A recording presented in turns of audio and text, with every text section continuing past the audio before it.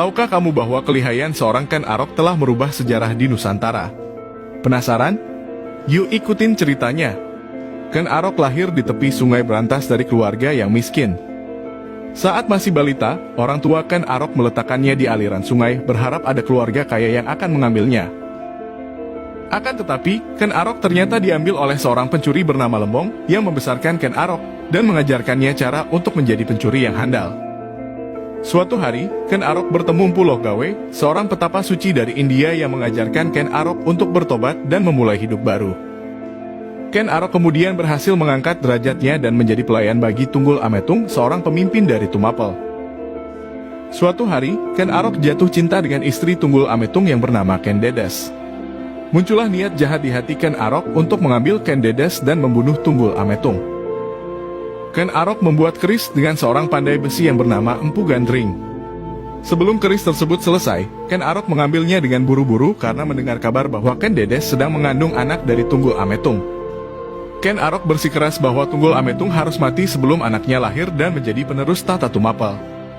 Ken Arok membuat rencana licik, ia memberikan keris tersebut kepada Kebo Ijo, seorang pelayan Tunggul Ametung yang suka mengoleksi keris. Sesuai dengan dugaan Ken Arok, Kebo Ijo memamerkan keris tersebut ke semua orang. Suatu malam, Ken Arok mencuri keris tersebut saat Kebo Ijo sedang tidur. Diam-diam, Ken Arok memasuki kamar Tunggul Ametung dan menusuknya sampai mati, kemudian Ken Arok meninggalkan keris tersebut di sana. Keesokan paginya, penduduk Tumapel terkejut mendengar berita bahwa raja mereka telah mati dibunuh. Saat mereka melihat keris yang bersimbah darah, mereka mengenal keris tersebut dan menuduh Kebo Ijo sebagai pelakunya. Sebelum Kebo Ijo bisa berkata apapun, Ken Arok membunuh Kebo Ijo dengan alasan membalaskan dendam Tunggul Ametung. Ken Arok kemudian mengambil Ken Dedes sebagai istri dan menyatakan dirinya sebagai raja baru Tumapel. Pada tahun 1222, Ken Arok memberontak dari kerajaan Kediri yang merupakan tuan Tumapel. Terjadilah pertempuran di Genter di mana Ken Arok berhasil mengalahkan pasukan Kediri, kemudian mendirikan kerajaan baru yaitu Singasari. Singasari berasal dari dua bahasa, yaitu Singha dari bahasa Sanskerta yang berarti singa, dan Sari dari bahasa Jawa kuno yang berarti pokok atau bagian terpenting. Singasari bisa jadi memiliki makna berkualitas seperti singa. Ibu kota Singasari terletak di Kecamatan Singosari, Kabupaten Malang, Jawa Timur, di mana bisa ditemukan berbagai peninggalan kerajaan. Tak lama berkuasa, Ken Arok kemudian dibunuh oleh anak Tunggul Ametung, Anusapati, dalam pembalasan dendam. Tak lama kemudian, Anusapati dibunuh oleh anak Ken Arok, Panji Tohjaya.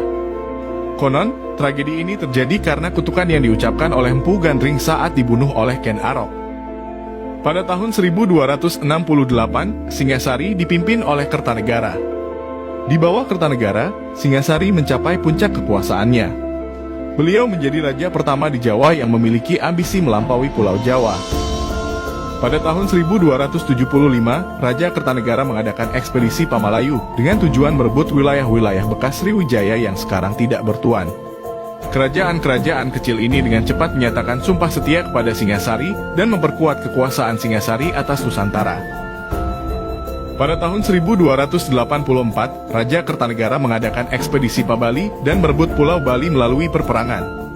Meskipun berhasil, ekspedisi ini melemahkan kekuatan militer Singasari dan menempatkan Singasari pada posisi lemah dari serangan di masa depan. Kejayaan Singasari diperhatikan oleh Kekaisaran Mongolia. Kublai Khan mengirim utusannya ke Jawa untuk menuntut upeti dan ketundukan. Kertanegara sangat tersinggung, ia menyayat wajah utusan Kublai serta memotong telinga mereka. Murka atas perbuatan Kertanegara, Kublai Khan mengirim 1000 kapal perang untuk menghukum Singasari. Armada laut ini mendarat di pesisir Tuban pada tahun 1293. Dengan pasukan yang tersebar tipis dan terbagi-bagi di banyak wilayah, Kertanegara tidak menyadari bahwa sebuah kudeta sedang disiapkan oleh keturunan dari Raja Lama Kediri. Bupati Jayakatwang, yang merupakan keturunan Raja-Raja Kediri, menyiapkan pasukannya untuk memberontak dan membunuh Kertanegara. Pasukan Jayakatwang menyerang dari dua arah, utara dan selatan. Pasukan dari utara berhasil dikalahkan oleh Raden Wijaya yang merupakan anak angkat Kertanegara. Tak sadar, pasukan dari selatan berhasil menyerbu ibu kota Singasari yang kosong dan membunuh Kertanegara yang sedang mengikuti upacara suci tantra. Tanpa ibu kota dan raja, berakhirlah sudah kekuasaan Singasari. Raden Wijaya pura-pura menyerahkan diri kepada Jayakatwang dan diberikan izin untuk mendirikan kota baru di dekat Gunung Arjuna. Kota baru inilah yang di kemudian hari akan menjadi ibu kota kerajaan Majapahit. Pasukan Mongol tidak tahu bahwa kerajaan Singasari telah runtuh dan rajanya telah mati. Raden Wijaya melihat peluang dari ketidaktahuan pasukan Mongol untuk menjatuhkan Jayakatwang. Pasukan Raden Wijaya bergabung dengan pasukan Mongol untuk menyerang pasukan Jayakatwang. Dalam pertempuran tersebut, Jayakatwang menyerah dan dihukum mati oleh pasukan Mongol. Setelah Jayakatwang disingkirkan, Raden Wijaya beralih dan menyerang pasukan Mongolia yang tidak siaga, sehingga memaksa mereka untuk meninggalkan Pulau Jawa. Raden Wijaya, anak angkat dari Kertanegara, naik tahta menjadi Raja Kertajasa Jayawardhana, raja pertama dari Kerajaan Majapahit.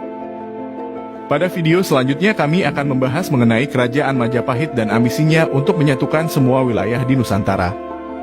Terima kasih teman-teman sudah mau belajar sejarah bersama Historia Mundi. Ikutin akun kami biar tahu kisah sejarah lainnya.